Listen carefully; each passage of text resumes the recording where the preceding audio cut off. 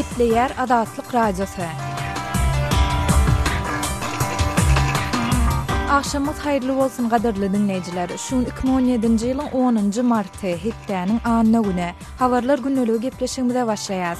Programmamyzyň esasy bölegine geçmeden ozal günüň täzelikleri bilen tanyşyp bolan. Olar bilen sizi men Sahra tanıştyrýan. Günörta Koreýanyň Konstitusiýon sudy ýurtda başagaýlygyň döremegine sebäp bolan korrupsiýa skandalynda aýplanýan Park Geun-hye'ni resmi taýdan wezipesinden aýyrdy. 10 martda sudyň bir agzdan kabul eden karary netijesinde Park jinaýatçylyk derňewleri bilen ýüzeye bolup biler. Bu hereket diktatorun gyzy we demokratik ýollar bilen saýlanan 60 ýaşynaky lideriň wagtyndan öň wezipesinden aýrylandygyny aňladýar. Indi Günorta Koreýa Parkyň deregine täze prezident saýlamak üçin 2 aýyň dowamında saýlawlary geçirmeli. 2012-nji ýyllaky prezident saýlawynda Parkdan ýeňilen liberal siýasatçy Moon Jae-in jemgyýetçilik pikir soralşyklarynda öňe saýlanýar. Parkyň häkimetden aýrylmagy 100 miňlerçe adamyň bir näçe hepde geçiren protestleriniň ideýanyna gabat geldi. Park skandal sebäpli ençeme gezek ötünç sorap, özüniň haýsydyr we jenaýat işini edendigi baradaky aýplamalary reddetdi.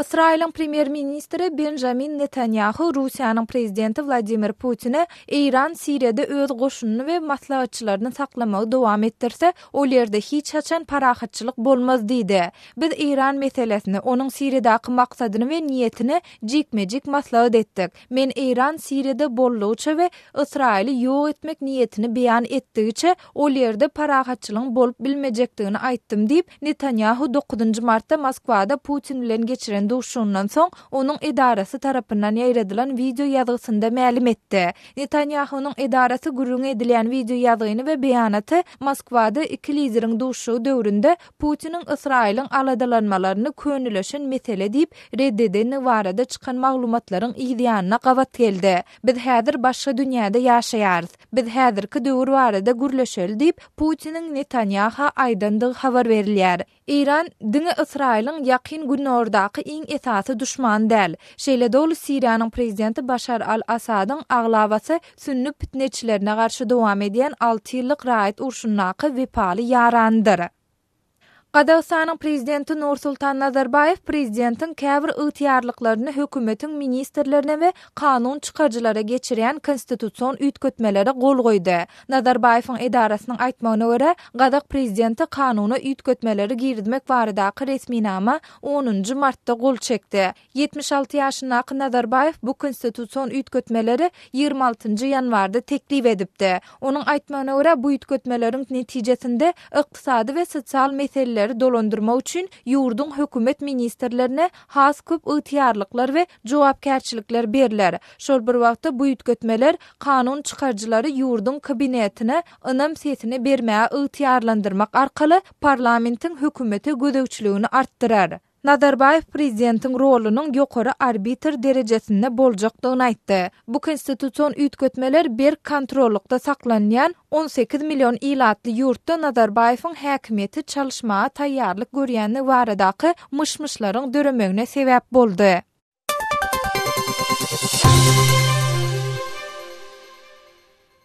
Martda Nepalda ýolagçy awtobusynyň daglyk ýoldan çykyp derýanyň içine gaçmagy netijesinde adyrdan 25 adam öldü we başga onlarçasy yaralandy. Nepalyň paýtagty Katmandunyň 250 kilometr günwatarynda ýerleşen Jajarkot etrawynyň polisiýasynyň aýtmagyna görä, sürüji 200 metr çemeti aşagdaky derýanyň içine gaçan awtobusyň kontrolini ýitiripdir. Wakada pida bolan adamlaryň 4 sansy etrap keselhanasynda saglyk bejergisini alýar we galanlary howa ýollary arkaly golaýdaky şäherçelere getirildi diýip DPA habar agentligi etrap polisiýasynyň inspektory Suman Harela salgylanyp habar berdi. Nepalda ýollary we ulaglara edilýän ýydyň yaramazlygy sebäpli şoňa meňdeş ýowuz ýol hadisalary ýygy-ýydan amala aşýar. Geçen ýylyň sentýabr aýynda Nepalyň merkezindäki daglyk ýolda awtobusyň helakçylyga uçurmagy netijesinde 18 adam ölüpdi.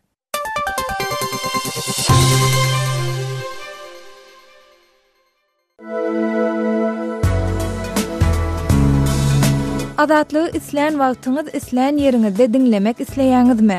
Munuň üçin SoundCloud tilsiminde Adatlyk radiosyny tapyň we ýazylyň. Adatlygyň maglumatlaryny ilkinji bolup dinleň. Play Store'dan ýa-da iTunes'dan SoundCloud'un tilsimini indirmek ýatdan çykarmaň. Adatlygy SoundCloud tilsiminde Adatlyk radiosy ýazyp tap bilersiňiz.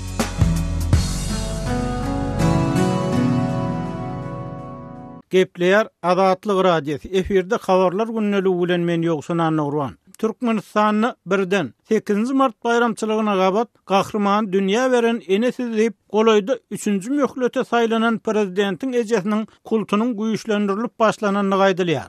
Mehriban tijana can süvenimi Uluk yaşan idi mehrim enesi Başı yer şeyne beyik enebi Gahrmany dünýä beren enesi Gerçi oğlu dünýä beren Prezident Berdimuhammedow prezident saýlawlarynyň öňünden ahyrly işçiler bilen duguşanyny halkara aýallar gününe ýurdun gelin ýyllaryna täze öreden aýdymlaryny sowgat etjekdigini has öňünden habar beripdi. Munyň üstesine ýurdun aýdym salmış doklary bahar bayramyny arkadagy dünýä beren eni hakynda aýdym hem sowgat alana meňdiýär.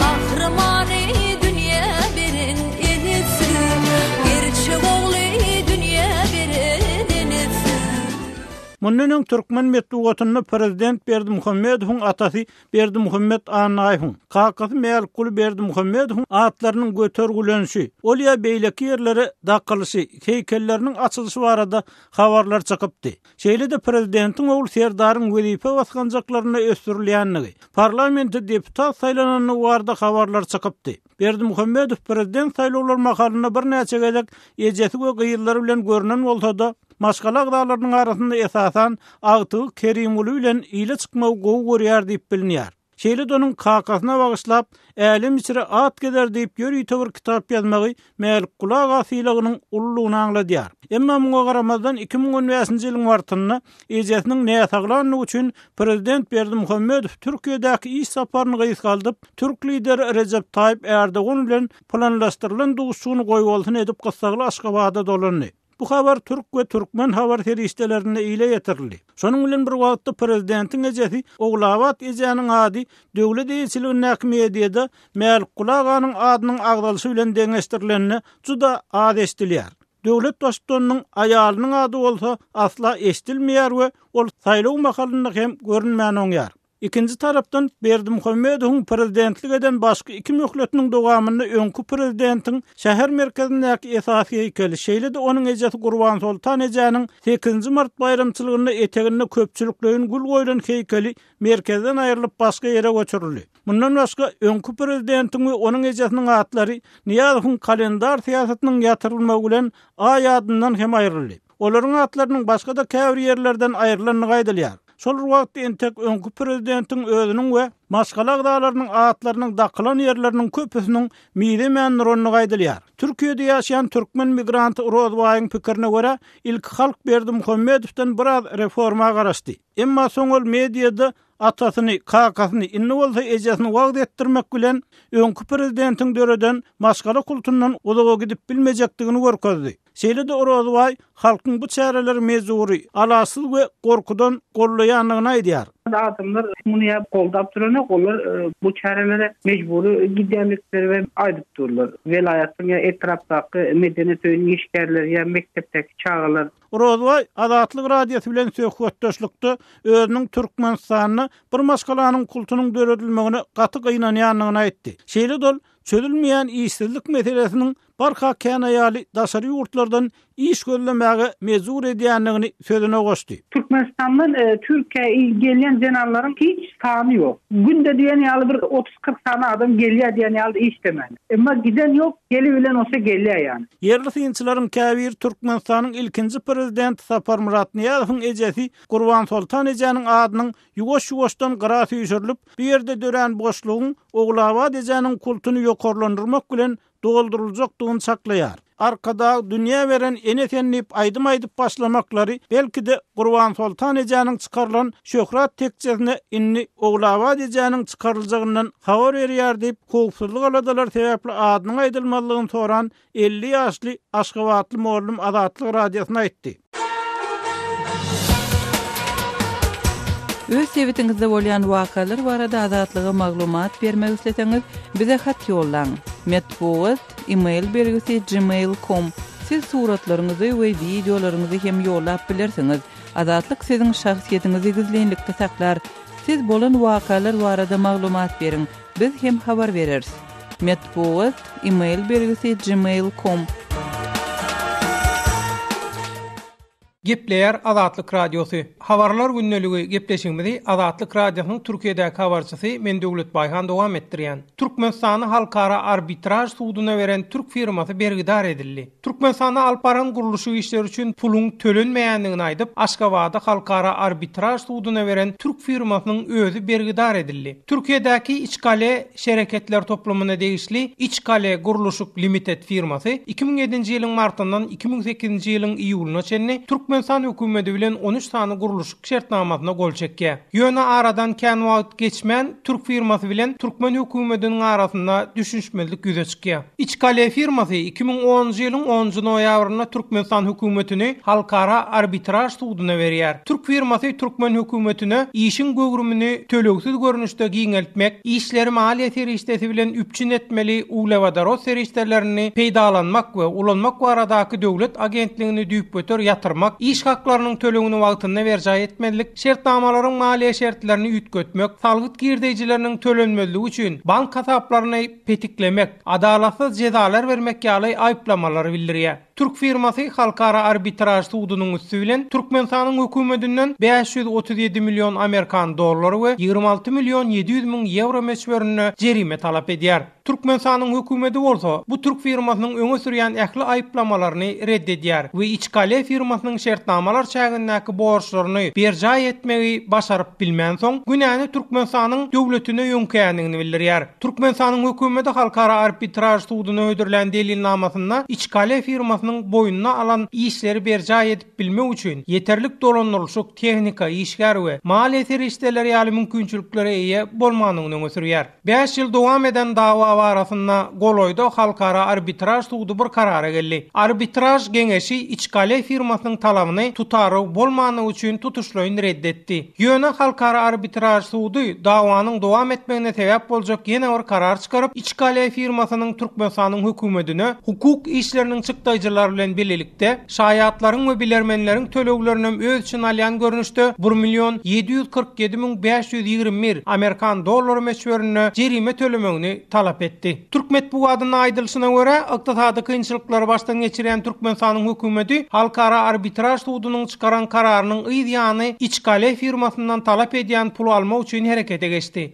Ýöne Türkiýede baýlara dini gedelençler gurulamak bilen meşgurluk kazanan İçkale şereketler toplamynyň başlygy Nadire İçkale halkara arbitraj suwdunyň karary esasynda tölemeli pul bermekden ýüze gurdy. Türkmenistan bolsa mundan soň türk resmiýlerini ýüzlendi. Türk habar serişdelerinde peýda bolan maglumata görä Türkmenistanyň adalat ministri Begmurat Muhammedow 2015-nji ýylyň 20-nji noýabrynda Türkiýanyň adalat ministri Bekir Bozdağ'a hat ýazyp halkara arbitraj suwdunyň İçkale firmasy bilen bolan dawasy barasynda kabul edilen kararyny bildirýär we algynyň tölenmegi üçin kömek soraýar. Minister Bozdağ türkmen kärdeşine bergiliğinin döwlet dälle bir hususy firma bolup durýanyny aýdyp türkmen hökümetine şeýle maslahat berýär. Bu sebäpden algyňyzy alyp bilmeňiz barada kararlaryň çykarylmagy üçin ilki başda öz ýurduňyzyň tutşok aklawçysynyň şeýle tarap bilen türk kadiýetine ýüz tutmagy zerurdur. Ministerligimiziň şeýle prosedura gatnaşmagy ýytyary ýokdur. Ondan soň Türkmenistan Türkiýede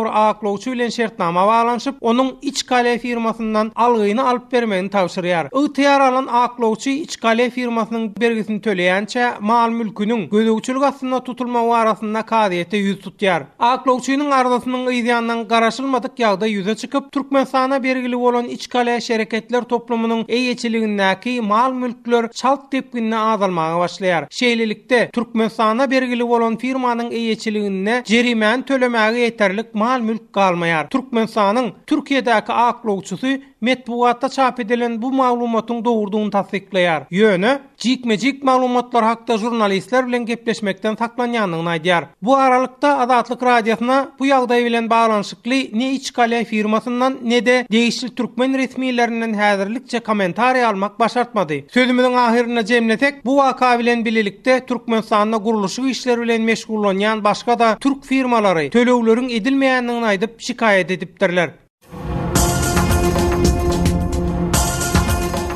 Öz sewitingizde bolýan wakalar barada azatlyga maglumat bermek isleseňiz, biziň Facebook hasabymyzda ýazyň. Bizi gözlegi bölümine Azatlyk Radiosy ýazyp tap bilersiňiz. Siz suratlaryňyzy we videolaryňyzy hem ýollap bilersiňiz. Azatlyk siziň şahsiýetiniňizi gizlinlikde saklar. Siz bolan wakalar barada maglumat beriň, biz hem habar bereriz.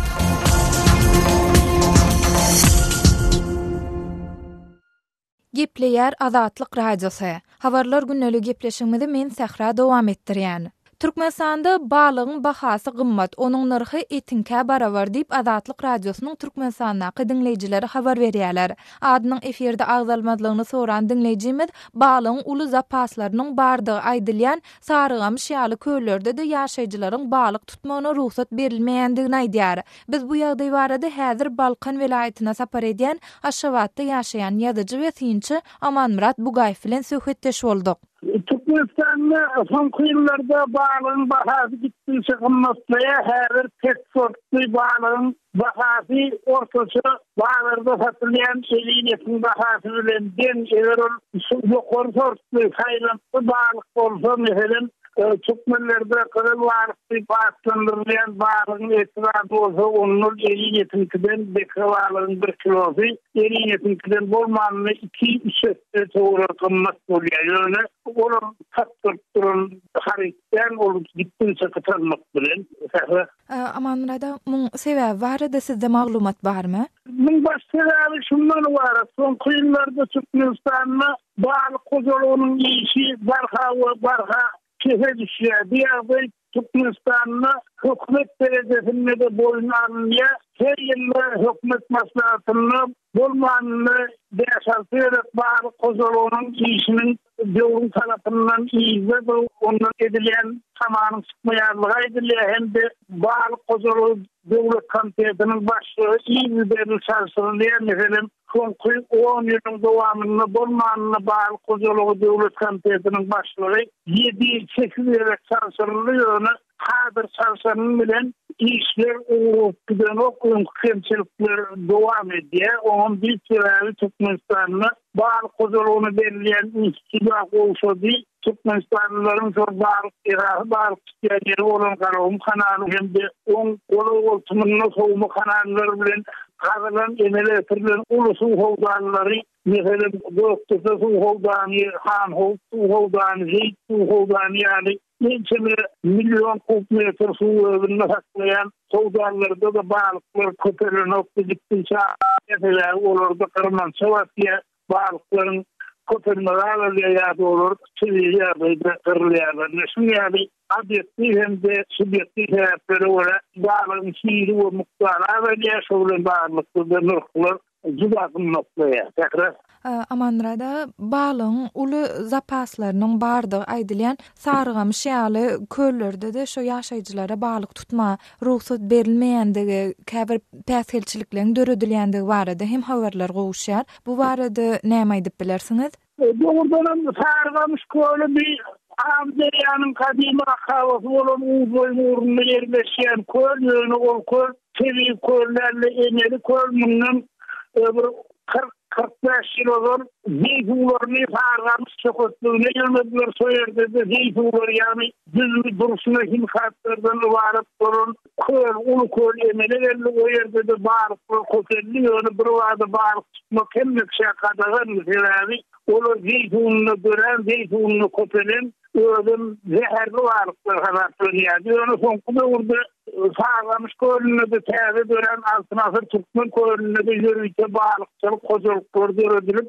yine şolara da devlet tarafından yürüyte plan borçlanı verdi. Yani şolar varlıklar tutup bir Türkmenistan'ın Daşoğlu vilayetine, Ahal vilayetinin Demirağlı etraflarına hem de Aşkabat şehrine getirip katliyanır, şovalıkları, beyneki yekavarı adımları tutmaklığın kadarlık bilgileri için o şeyli adımları hamanı eğer bağırıp olur, onu devlet elçilerindeki ya da senatçılar o telefesiler birleşiminin bilminleki bağırıkçılık kozuluğunun klan borçlanmasını yerine getirmeye yeter yetirecekmişin sol suyunun sol yekavarı adımları bağırıkçılığı o karakçılık yolu bilen yani bir kanun yolu bilen bağırıkçılığı adım hükmünü ona administratif cera veriliyor. Bir hakiki adı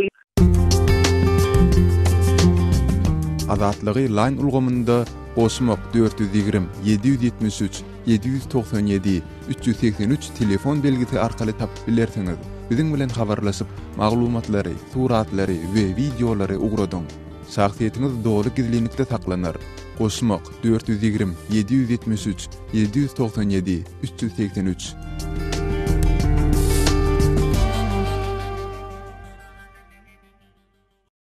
Gepleýär Azatlyk radiosu. Habarlar gündeligi gepleşigimizi dowam etdirýäris. Habarçymyz Sultan Açylowa Marw vilayatynyň ýolutyny trawynyň paxtaçylyk we tohumçylyk institutunyň işgärleriniň biri bilen söhbetdeş bolup, Sebitdäki işsizligiň ýagdaýy bilen gyzyklandy.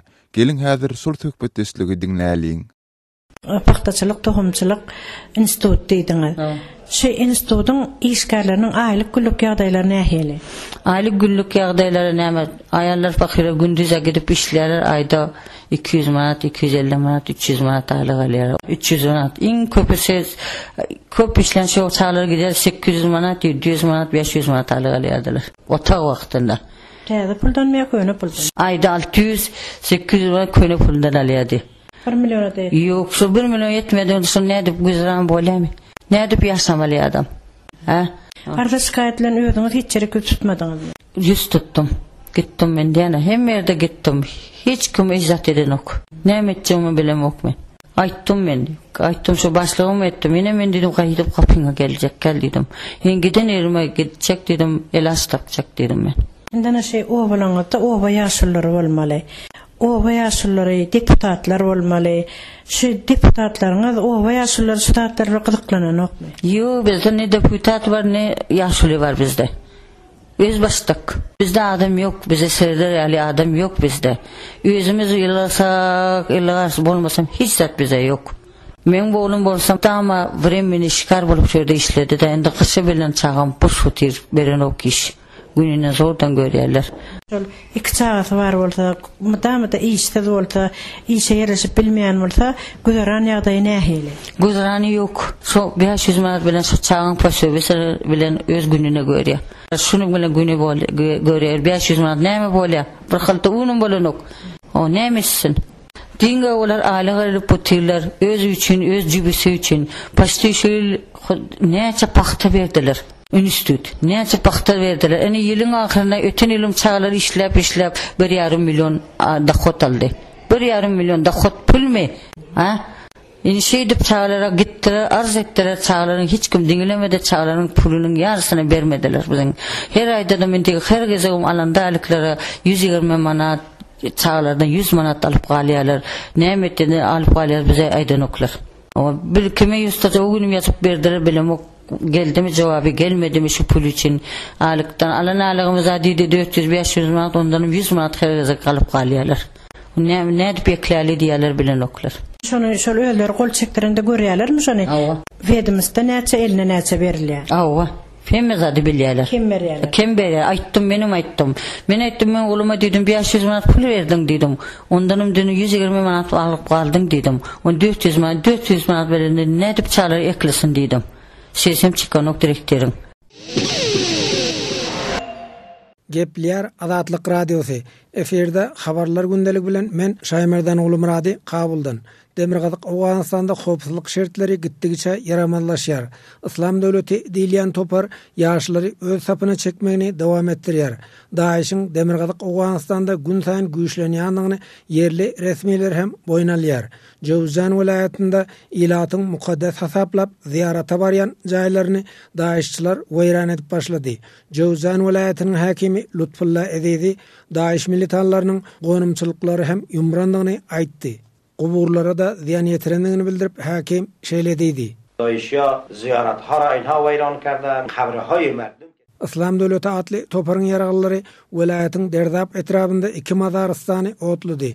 Daeşçiler halky gynamalara duçar edýär. Asuda ilata hopa bandyrýar. Daeşçilerin hiç bir din we düşünje bilen baglanşygy ýokdur. Olar halkyň däpde suruny we edim gylymlaryna da hormat goýmaýar. Aýal gyýlary zorlaýar. Biguna adamlary öldürýär dip edidi belledi. Doýşa boýs azar aziyet hanamy Jowzan vilayetinde Daeşçiler halkara Kızıl Haç Guramasynyň 6 işgärini arada öldürdi. 2 işgärini ýesir aldy. İslam Döwleti atly topar Jowzan vilayetinde zamun alan adamlaryny tutsaqlykda saklamak üçin ýürüte türmede gurupdyr. Jowzan vilayetiniň polisiýasynyň howpsuzlyk boýunça adarasynyň başlygy Abdulhafiz Haşynyň aýdysyça vilayetiň Serdara atly septinde 2 ziyaretgäni Daeşçiler otlapdyr. Halkyň mazarystçylyklara barmalygy boýunça Daeşçiler duýduruş ýaýradypdyr. Halk Daeşçilerin wagşyçylygyndan gorkýar. İslam Döwleti atly toparyna garşy giň gowrumly harby operasiýanyň geçirilmegini biz merkezi hökümetden soradyk. Emma bu ugurda heniz hereket edilmedi dip Haşy aýtdy. ziyaret 2 giderli saati Serdara ziyarete ýok başgaşar. Jowzan vilayatynyň üç etrapy Türkmenistan bilen çäkleşýär. Türkmenowgan serhediniň goýunda da jeňçileriň hereket edýändigini resmiler habar berýär. Faryab vilayatynyň hem Şahsawar atly regiony jeňçileriň ýeçiligine geçdi. Türkmenistanyň iýerilýän elektrik tuguna da jeňçiler ýygyderli ziyan ýetirýär. Faryab vilayatynda Merkez Aziýaly militanlaryň hem hereket edýändigini vilayatyň Hoja Sebz Poş atly etrapynyň hakimi Abdulla Masumy Azatlyk radiosyna aýtdy. Türkmenowgan serhediniň Awganistan tarapynda daşary ýurtly jeňçileriň ýerleşendigini hakim bildirdi. Gepleýär Azatlyk radiosy. Hormatly dinleýijiler, eferde siz bilen men Hudaýberdi Hally. Moskwada Erdogan bilen Putin gepleşikler geçirýär. Şu maglumat bilen habarlar gündeligimizi dowam etdirýäris.